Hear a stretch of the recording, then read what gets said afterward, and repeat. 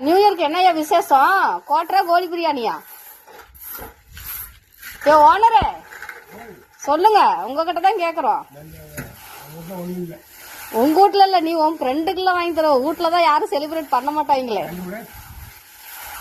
இந்தாங்க பக்கத்துல உட்காந்துருக்குதா குட்டி கொத்தனா இருக்குதா? கோட்டரா கோழி பிரியாணியா? ஒண்ணும் இல்லையா? என்னடா ஒண்ணும் இல்லைன்னு சொல்லிட்ட பொசுக்குன்னு.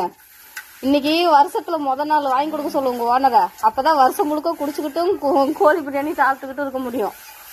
என்ன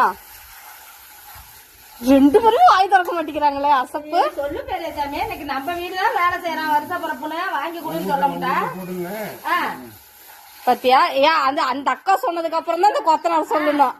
வருஷ பிறப்பு நம்ம ஊர் வேலை செய்யறான், பிரியாணிய போட்டலான்னு சொல்ல மாட்டேன். மித்த காரணம்னா வாய் பேசுவேன். இப்ப ஒரு கோட்டை உள்ள போனா பேசுவேன்.